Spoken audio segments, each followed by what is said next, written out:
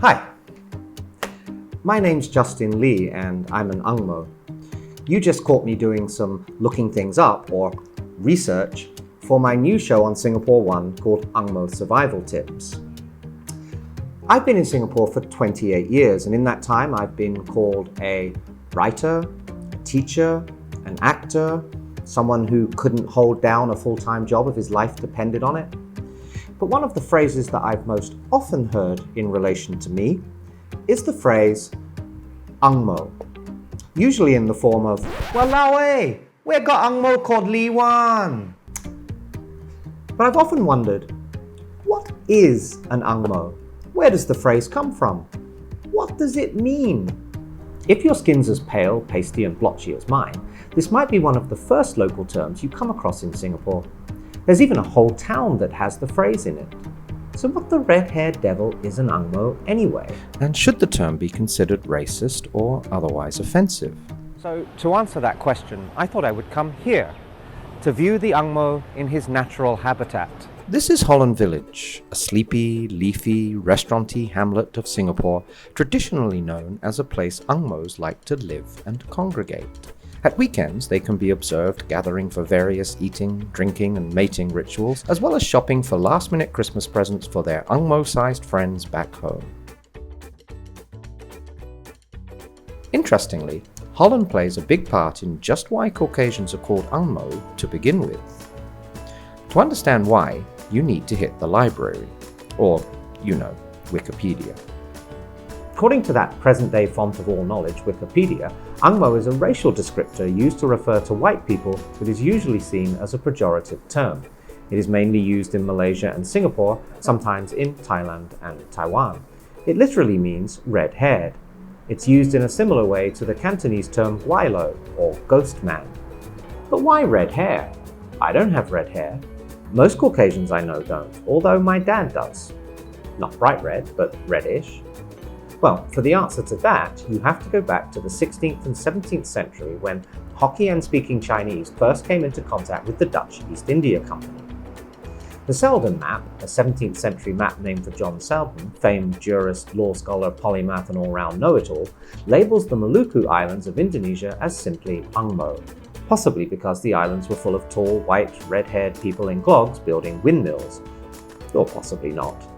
During the 19th century, when a lot of Hokkien-speaking people migrated to Malaysia and Singapore, the term Ang Moh became more widespread. In the interest of, presumably, cultural equality and inclusivity, Ang Moh ceased to be a description limited to the Dutch alone and became a common expression referring to all white people. Hooray! That's the history, at least according to Wikipedia. But so far, is any of it racist or offensive? I suppose technically because it's an expression that's designed to denote otherness. It's targeted at outsiders, those who are different from the majority. But do Caucasians who have lived here for a while consider it racist? Are they insulted by it?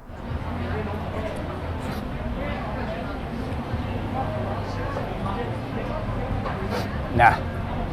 My trip to Holland Village failed to find a single Ang Moh who was offended by the phrase.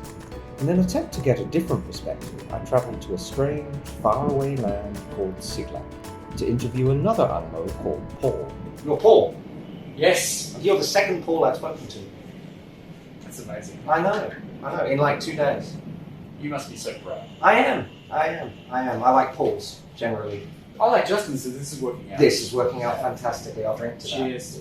So, Paul, I'm making this little video. You've been in Singapore quite a long time. 24 years. 24 years, that's quite a long time. I know. Yeah, so I'm making this video about, to help explain to people who might be new in Singapore, what the phrase Ang Moh means. Right. I've done a little bit of history, and we understand basically that Ang Moh refers to white people. Yes. Generally. Specifically red-haired people. Specifically red-haired Which people. is a problem for me, for obvious reasons. You sort of want one of those hats that you Aussies wear with the little... A Kubra? No, I don't wear them. You Never never worn them. No, absolutely not. They're Not even in Australia? No, But I thought all Australians wore those things. that's what a lot of British people say. Yes, I imagine. Ang Moh is...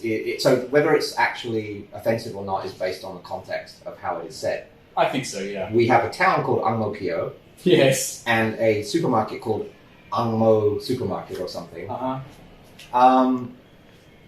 Do you think that's an appropriate usage of a potentially racist term? I don't have a problem with that. You know, I guess what it was interesting for me coming from Australia is, you know, it's ironic that a lot of Australians, especially Australians who are not well travelled, kind of bunch Asian people into one big mass. And when you say you live in Singapore, they say, "Can you speak Asian?" As if Asian is a language. Asian.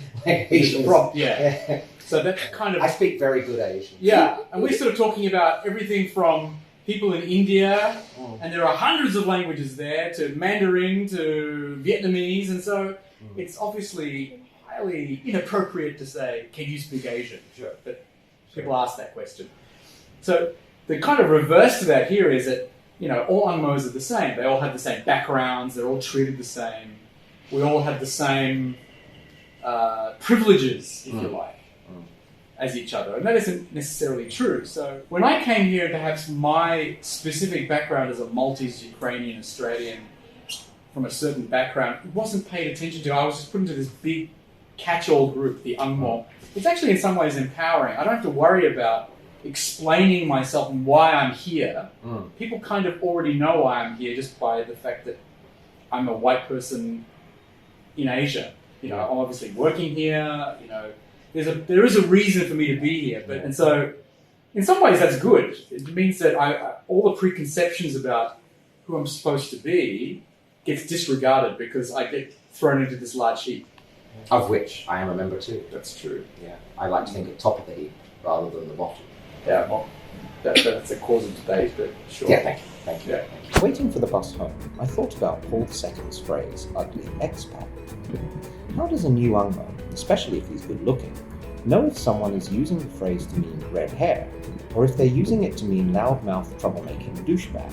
It might be helpful to all you new Caucasian expats to consider the context in which it is being directed at you. For instance, "Will you meet me for coffee later?" in Ang Moh Kio is neither derogatory nor racist. On the other hand, "Meet me for coffee later in Ang Moh Kio, you Ang Moh asshat," is a tad suspicious. Similarly, if the term is used as a way to stereotype a whole race of people, it's probably safe to assume it's offensive. For example, "all Ang Mohs are rich and arrogant" is a generalization that tars all of us whiteys with the same brush. Likewise, "all Ang Mohs get drunk, make too much noise, steal our jobs and marry our women" unfairly stereotypes us by assuming that we're all like that, when in reality only most of us are. Generally, it seems most Caucasians I know don't seem too worried about the whole thing. But what about me? I'm honestly not bothered about it, for a number of reasons. Firstly, on a personal level, I don't really care what people think of me. I mean, geez, if I worried about what people called me all the time, I'd be worried literally all the time. And frankly, there are much bigger things for me to worry about than whether or not someone is calling me red-haired. Finally, I think if you're a white expat here, then you're choosing to be a minority, an other, with all the baggage of Singapore's colonial past lumped on top of that. Considering all the things people could arguably justifiably call you, ginger is probably the least offensive. And that's it. Do join me for all my future Ang Moh survival tip videos right here on Singapore One. Please remember to like, subscribe, comment and share. And since you've been such patient listeners, you can have the rest of the day off.